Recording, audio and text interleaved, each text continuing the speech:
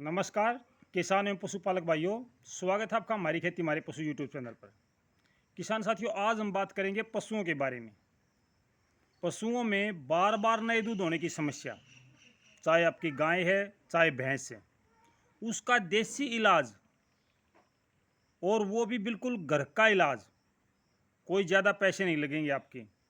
जो इलाज मैं आपको बता रहा हूँ, ये इलाज मैंने अपनाया हुआ है और इसके इलाज से, ये दवाई देने से मेरी गाय और भैंस में बार बार नए दूध होने की समस्या नहीं रही।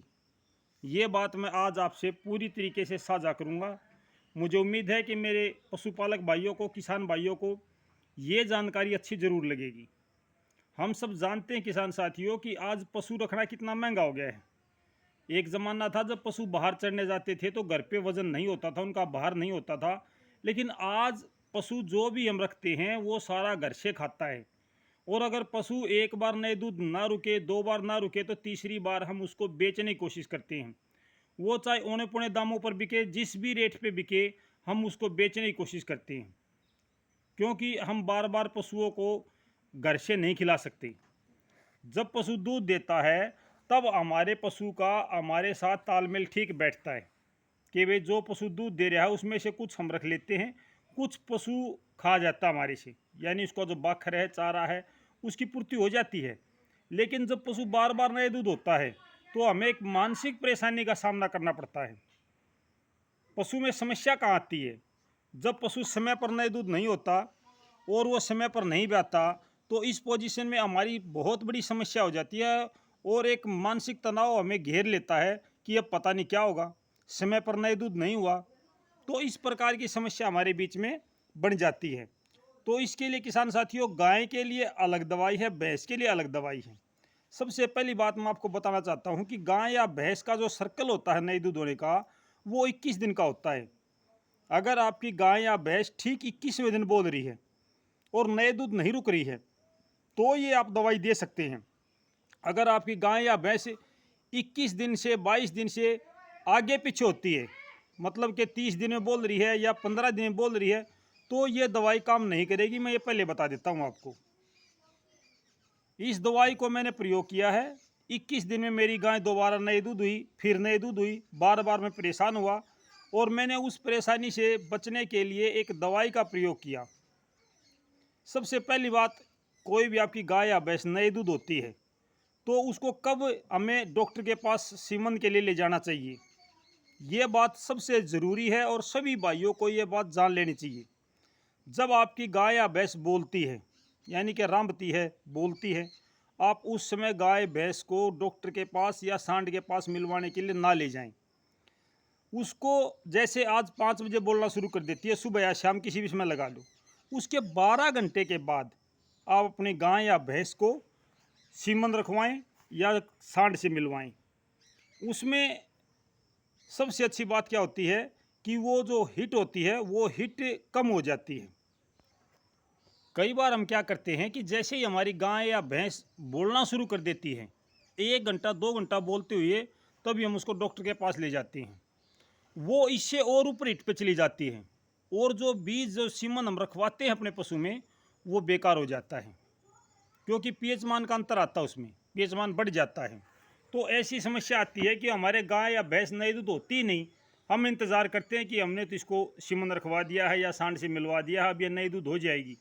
ऐसा बिल्कुल नहीं है किसान साथियों। इसमें सबसे पहले मैंने आपको बताया कि अगर आपकी गाय या भैंस 21 दिन के सर्कल में बोलती है और आप उसको बोलने के 12 घंटे के बाद में डॉक्टर के पास ले जाएं या सांड के पास मिलवाएं, तो चांस बढ़ जाते हैं। अब मैं आपको बताता हूँ गाय के लिए देसी दवाई क्या है। 150 ग्राम मुल्तानी मिट्टी, बिल्कुल आसान तरीका है, कुछ भी नहीं है। 150 ग्राम मुल्तानी मिट्टी, इसको लगभग आप 1 किलो पानी में अच्छे से घोल लें।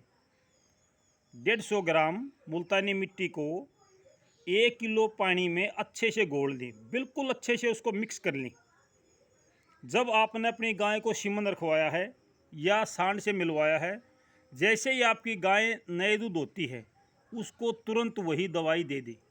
अगर आप हॉस्पिटल में लेके जा रहे हो, अस्पताल में, तो ये जो घोल है मुल्तानी मिट्टी का, इसको साथ ले जाएं और वहीं पर जब वो बीज रखता है तो उसी समय आप ये दवाई अपनी गाय को दे दें। आपकी गाय 100% रुकेगी। मैंने ये 2 बार तजुर्बा करके देखा और दोनों बार मेरा जो ये तजुर्बा है ये काम कर गया। इसीलिए मैं आपको आज ये विचार साझा कर रहा हूँ। दूसरी भैंस की बात हम करते हैं। भैंस के बारे में पहले भी मैंने आपको बताया कि 21वें दिन का सर्कल होना ज़रूरी है। भैंस के लिए अलग दवाई है। 1 पाव देसी घी, 1 पाव देसी घी, और उसके अंदर आप जितना उसको गर्म कर लो थोड़ा सा, और उसमें बेसन में उसको डालो, यानी कि चने का चून जो होता है, बेसन जिसको हम बोलते हैं, अपने घर पे पिसा हुआ बेसन हो तो बहुत अच्छी बात है, क्योंकि उसमें मिलावट नहीं होती है। उसके अंदर आप उस घी को छोड़ दो। बेसन की मात्रा आप आधा किलो भी रख सकते हो, क्योंकि घी पाइया है, 1 पाव घी है, वो उसको पूरे को घी को चूस लेगा, यानी कि उसमें अच्छी प्रकार से भीग जाएगा। आपकी गाय या भैंस आपकी शाम को बोलनी शुरू हुई, सुबह उसको चारा मत डालो, पहले उसको सांड से मिलवाओ या डॉक्टर के पास ले जाओ, उसको सीमन रखवाओ और उसको आते ही पहले ये दवाई खिलाओ।